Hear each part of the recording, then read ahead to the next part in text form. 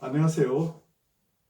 박동순입니다. 오늘은 현재 미국과 북한 간에 추진 중인 북한 핵 문제 해결을 위한 실무회담의 전망과 그 실무회담의 결과가 내년 4월로 예정되고 있는 총선에 어떠한 영향을 미칠 것인가에 대해서 말씀드리려고 합니다.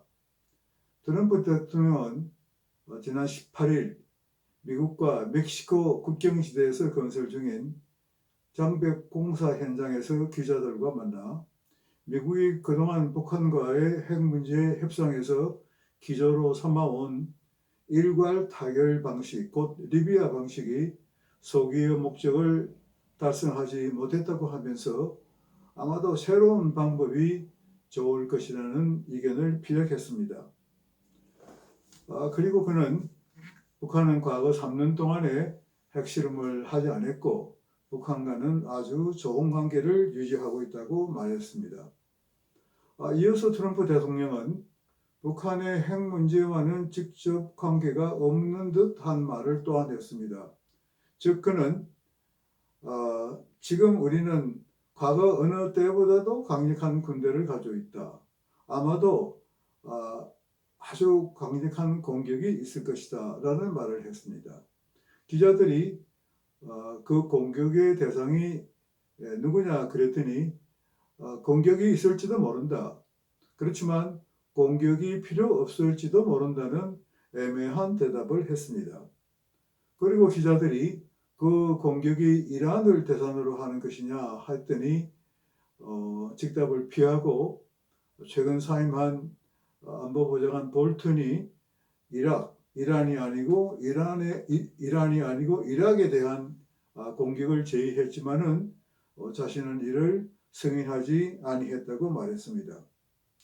북한에 대해서는 어떤 일이 일어날 것이 두고 보자라는 말을 했습니다. 두고 보자는 말은 트럼프 대통령이 국내외 문제를 물론하고 어려운 일이 있을 때마다 즐겨 쓰는 말이기도 합니다. 단계적 해결 방안이라는 것은 북한이 줄곧 주장해 온 제도입니다. 그들의 본뜻은 작게 주고 많이 얻는 데 있습니다.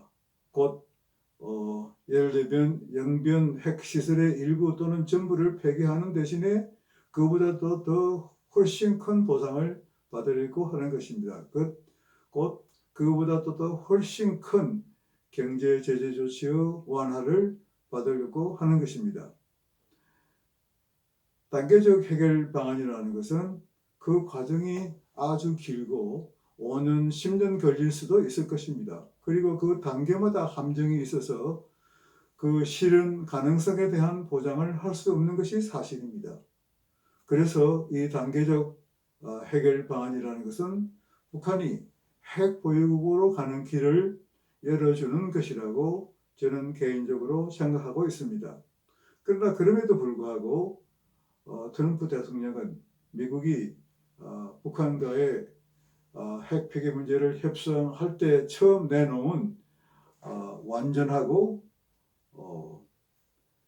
검증 가능하고 돌이킬 수 없는 핵무기의 폐기 원칙을 버리고 이 단계적 해결 방식으로 돌아온 것은 트럼프 대통령이 내년 11월로 예정된 대통령 선거에서 북한과의 어떤 초보적이나마 합의를 통해서 그 성과를 과시함으로써 대통령 선거에서 유리한 고지를 점령하려는 의도에서 나온 것으로 생각이 됩니다.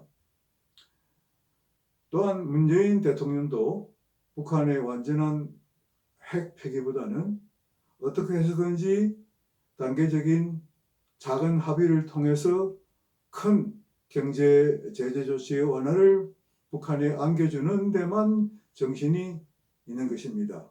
그래서 이 3자가 즉 트럼프 대통령과 북한 그리고 대한민국의 문재인 대통령이 의기투합해서 이번 실무회담과 그 실무회담을 계기로 개최될 예정인 미북 정상회담에서 무엇인가 성과를 얻어내려는 계획을 하고 그 방향으로 가고 있다고 저는 보고 있습니다. 실무회담의 결과나 정상회담의 결과가 어떤 것인지는 알 수 없지만은 그것이 장기적인 북한의 완전한 핵무기 포기로 가는 그 로드맵, 전반적인 로드맵의 구체적인 과정에 합의하는 것인지 아니면 아주 초보적인 합의에 도달할 것인지는 아직 추측하기가 곤란하지만은 어떻든 내년 미국 대통령 이전에 어떤 합의가 이루어질 것은 분명한 것이 사실입니다.